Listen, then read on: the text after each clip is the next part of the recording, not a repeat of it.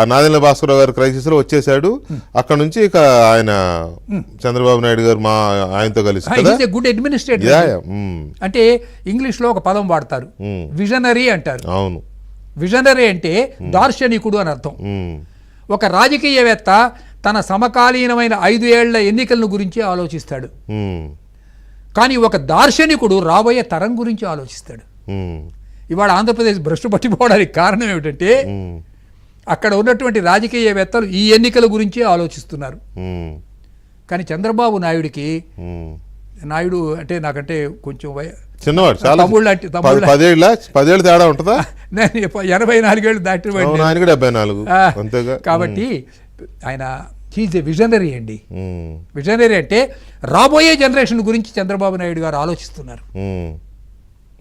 ఆ డిఫరెన్స్ మీరు బాగా గమనించారు. హైదరాబాద్ లో మనకి ఇక్కడ ఈ ఇన్ఫర్మేషన్ టెక్నాలజీ డెవలప్మెంట్ చేశాడు అంటే అందులో ఎటువంటి అనుమానం లేదు కదా. అయితే ఇట్లా వీళ్ళందరినీ చూస్తూ తర్వాత ఏమైపోయింది, ఇప్పుడు మద్రాసు నుంచి అక్కడికి వచ్చేసారు, కర్నూలుకి వచ్చారు, కర్నూలు నుంచి హైదరాబాద్కి వచ్చారు, హైదరాబాద్ నుంచి మళ్ళీ ఇప్పుడు అమరావతికి వచ్చారు, అమరావతి నుంచి తీసుకెళ్లి 3 ముక్కలాట అయిపోయింది, అమరావతి నుంచి తీసుకెళ్లి విశాఖపట్నంలో పడేస్తామంటున్నారు. పడేలా 3 ముక్కలాట అయిపోయింది. విశాఖపట్నంలో అక్కడికి పోతే అక్కడి నుంచి ఎక్కడికి పోతారు, సముద్రంలోకి పోవాలి. ఇంకా వేరే గతి లేదు ఆంధ్రులకి. ఇంత సంపత్తి, ఇంత మేధాశక్తి ఉండి అసలు ఈ దుర్గతి ఎందుకు పట్టింది ఒక్కసారి ఆలోచించండి. కాబట్టి ఈ లోపం ఎక్కడో రాజకీయ కుట్ర జరుగుతున్నది. I think there is some international conspiracy కుట్ర అంటారా దాన్ని, లేకపోతే సంకుచిత మనస్తత్వం, కురచబుద్ధి, ఇవన్నీ కూడా ఉంటాయి. అంటే మీరు అన్నారే ఇందాక, ఒక రాజకీయ నాయకుడు ఈ 5 ఏళ్ల గురించి ఆలోచిస్తాడు, ఒక దార్శనికుడు రాబోయే తరం గురించి ఆలోచిస్తాడని. అలాంటి విజనరీ ఆలోచన కానీ దార్శనికత కానీ లేకపోగా మళ్ళీ ఎలక్షన్ ఎలా గెలవాలి అనే ఇలాంటివి పెట్టుకొని ఎంతసేపు సంకుచితంగా బావిలో కప్పలాగా అవే ఆలోచించి స్వార్థపూరితమైన ఆలోచనల వల్ల వైఎస్ రాజశేఖర రెడ్డి గారి పరిపాలన నేను చూచాను. అవును, ఆయన పోయిన రోజున ఒక సంఘటన జరిగింది. వెంకటకృష్ణ గారు, ఆయన ప్రమాదం జరిగింది పొద్దున్న, మీకు గుర్తుందా? నేనున్నాను, అయ్యో నేను కవర్ చేశారా? ఆ రోజు ఉదయం 9:30కి ఆయన పోయాడు. ఆ వార్త రాత్రి వరకు రాలే, కానీ రాజకీయ వర్గాల్లో వచ్చేసింది.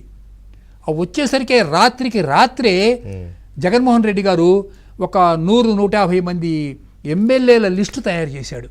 సంతకాల సేకరణ కూడా జరిగింది. అదే ఆ పాయింటే చెప్తున్నా. ఆ లిస్టు తీసుకెళ్లి సోనియా గాంధీకి ఇచ్చాడు. ఇస్తే ఆవిడ ఏమన్నదంటే, నువ్వు ఇంకా వయసులో చిన్నవాడివి, రోసయ్య గారు పెద్దవాడు, కాబట్టి పెద్ద ఆయన్ని కొంతకాలం పరిపాలించనివ్వండి అని అన్నది. ఆ రోజు జరిగింది ఇన్సిడెంట్. అంటే ఇప్పుడు ఎక్కువగా మన వ్యూయర్స్ లో ఈ స్టూడెంట్స్ ఉన్నారు. అవును, ఈ తరం పిల్లలు, కొత్తగా ఓట్లు వచ్చిన వాళ్ళు, లేకపోతే 5 ఏళ్ళు అయిన వాళ్ళు ఉన్నారు. వాళ్ళకి హిస్టరీ తెలియదు, అసలు నిన్న ఏం జరిగిందో ఇవాళ మర్చిపోతున్నారు కదా.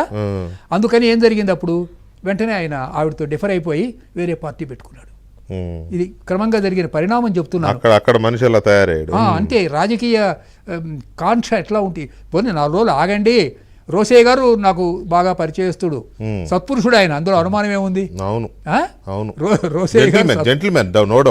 రోసయ్య గారు నేను బాగా చెప్తున్నాను వినండి. కాసు బ్రహ్మానంద రెడ్డి గారు,